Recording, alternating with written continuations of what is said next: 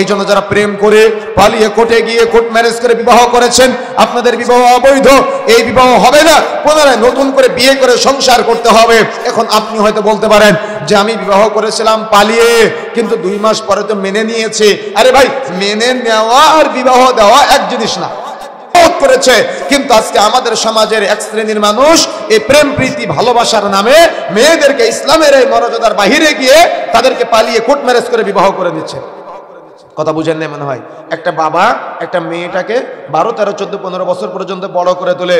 ওই বাবার মেয়ের প্রতি কতটুকু ভালোবাসা আছে, যার মেয়ে আছে সে জানে ওই বাবার মেয়ের প্রতি কতটুকু ভালোবাসা আছে। কিন্তু আজকে আমাদের সমাজের ছেলে মেয়েরা পালিয়ে কোর্টে গিয়ে মেয়েটাকে বাড়ি থেকে বের করে নিয়ে কোর্ট ম্যারেজ করে বিবাহ নিচ্ছে। কিন্তু ইসলাম নারীর মূল্যায়ন এভাবেই করেছে। একজন নারীকে বিবাহ দিবে তার বাবা ইজ্জতের সাথে, গায়রতের সাথে, মর্যাদার সাথে, সম্মানের সাথে। আল্লাহ রাসূল বলেছেন, লা নিকাহা ইল্লা বিওয়ালি, লা নিকাহা ইল্লা বিওয়ালি, লা নিকাহা ইল্লা বিওয়ালি। যে বিবাহে ওলি নেই সেই বিবাহ বাতিল, সেই বিবাহ বাতিল। ফানিকাহু বাতিল, ফানিকাহু বাতিল, ফানিকাহু বাতিল। সেই বিবাহ বাতিল, সেই বিবাহ বাতিল, সেই বিবাহ বাতিল। কেন বলেছেন?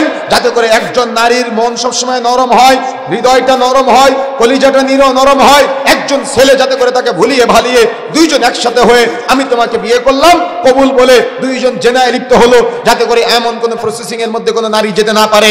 এই জন্য ইসলাম বলেছে বিবাহের সময় কোন নারী একা একা বিবাহ করতে পারে না। বিবাহের সময় কোন নারীর মায়ের বাড়ির লোক ওলি হতে পারে না।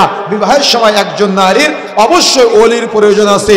যে বিবাহে ওলি নেই সেই বিবাহ বাতিল, সেই বিবাহ বাতিল, সেই বিবাহ বাতিল। এই জন্য যারা প্রেম করে পালিয়ে কোর্টে গিয়ে কোর্ট ম্যারেজ করে বিবাহ করেছেন, আপনাদের বিবাহ অবৈধ, এই বিবাহ হবে না, পুনরায় নতুন করে বিয়ে করে সংসার করতে হবে। এখন আপনি হয়তো বলতে পারেন যে আমি বিবাহ করেছিলাম পালিয়ে, কিন্তু 2 মাস পরে তো মেনে নিয়েছে। আরে ভাই, মেনে নেওয়া আর বিবাহ দেওয়া এক জিনিস না। কথা বুঝেন না মনে হয়? মেনে নেওয়া আর বিবাহ দেওয়া এক জিনিস না। মেনে নেওয়ার পরে পুনরায় মোহর নির্ধারণ করে আবার নতুন করে বিবাহ করতে হবে। তা না হলে যতদিন একসাথে থাকবেন জেনার গুনাহ হবে। এই জন্য মাইকের আওয়াজ যতদূর পর্যন্ত যাচ্ছে, কাজী সাহেব যারা আছেন এই জেনার সম্পর্কে হালাল করার চেষ্টা করিয়েন না। যতজন জেনা করবে প্রত্যেকের একটা করে পাপের ভাগ আপনার আমলনামায় লিপিবদ্ধ হবে। এই জন্য একজন নারীকে বিবাহের সময় অবশ্যই অবশ্যই তার ওলির প্রয়োজন আছে। যে বিবাহে ওলি নেই সেই বিবাহ বাতিল। রাসূলুল্লাহ সাল্লাল্লাহু আলাইহি ওয়াসাল্লাম বলেছেন, এটা আমার কথা নয়। এখন আসুন